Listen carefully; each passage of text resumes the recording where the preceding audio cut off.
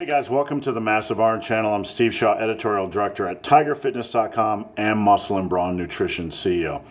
So I was watching a YouTube video, doesn't matter whose video it was, and the person was basically talking about how frequency training is this, frequency training is that. Anybody that uses this type of training is not optimal. Anyone that does this type of training is not optimal. I want to address that concept because quite honestly, I've been doing this for 30 years. I've been in this industry a long time. I've dealt with naturals. I've dealt with not naturals. I've dealt with bodybuilding. I've dealt with powerlifting. I spent the first 20 years of my lifting career in love with bodybuilding. I still do power building, which is a combination of muscle building and powerlifting. I love them both.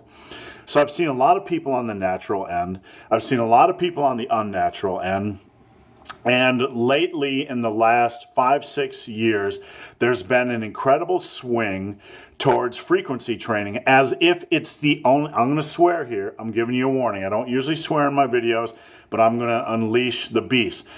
There has been a swing the last several years to frequency training as if it's the only fucking variable in a workout system, as if it's the only fucking thing that matters. It's elevated to a godlike fucking status as if frequency training is the only thing that matters for you and for me when we hit the gym.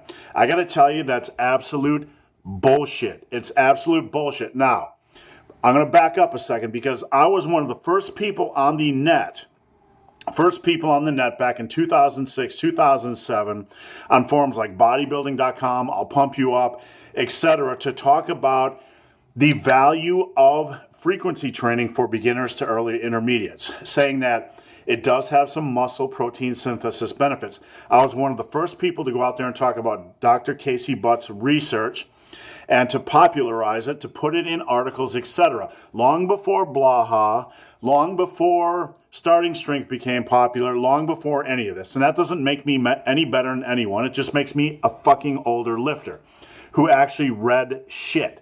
Okay, so I was in this game long before them talking about the benefits of frequency training. So we have that established. But with that said, there are more variables than just frequency. Training is a complex thing. There are so many variables. I teach pushing a set for as many reps as possible because when you push a set close to failure, not to failure because failure isn't the point, but if you push a set for as many reps as possible, you're going to stimulate the maximum amount of muscle fibers, generally in the 80 to 85% range and lower. When you're at 85%, you're going to recruit more muscle fibers naturally. So that's a heavier weight. Not a lot of people talk about this, but you know what? That's fucking science too. And I beat that nail to fucking death on this channel. But everybody's so busy, so obsessed with dry fucking frequency training, like it's the only, excuse my directness here, but I'm just trying to keep it real. It's all they talk about, like it's the only variable in training. Like it's the only variable. You know what? There are other variables. There's other research out there that shows that there's other things that are valuable. If you want to do a body part split, there are ways to do it. If you want to focus on time under tension, look, there's so many stinking variables. You can do this for powerlifting. You can do this for bodybuilding, speed training, dynamic training, heavy singles, all kinds of stuff. If you look at the myriad of approaches in powerlifting, you can tell there's like 1,000 ways to accomplish the same thing. But there's always a constant battle. Which one is better? You know what? There's nothing that is better in powerlifting. It is trial and error. There are a lot of things. There are a lot of quality tools. But which tool is best for you as a lifter is going to depend on personal experience, what works for you, etc. The same thing is going to go for bodybuilding. Yes, muscle protein synthesis is backed by science, meaning that if you train more frequently, it tends to be more beneficial. But there's hundreds and hundreds of other possible variables when you're training. I have seen many, many natural lifters over the years, and I've interviewed hundreds and hundreds of them, I've been out there in the field interviewing people when guys like Blaha and the other proponents of frequency training, they're just speaking based on a couple things they read, which is cool.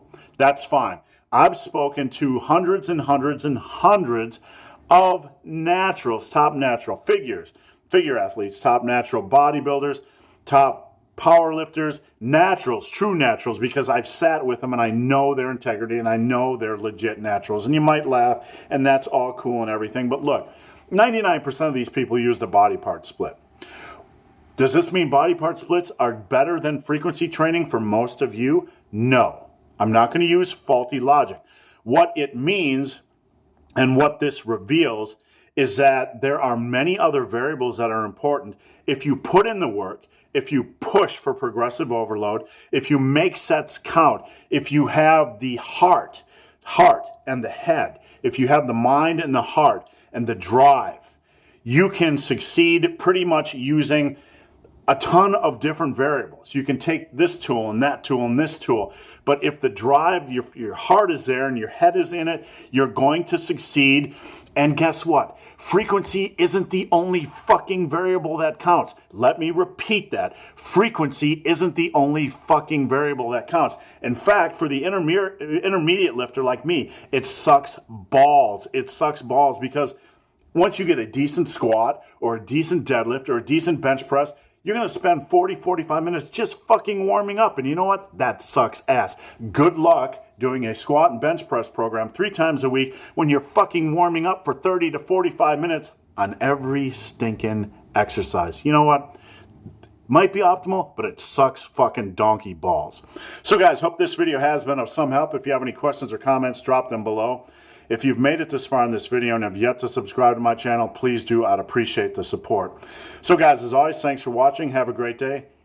And don't be afraid to try shit other than frequency training. And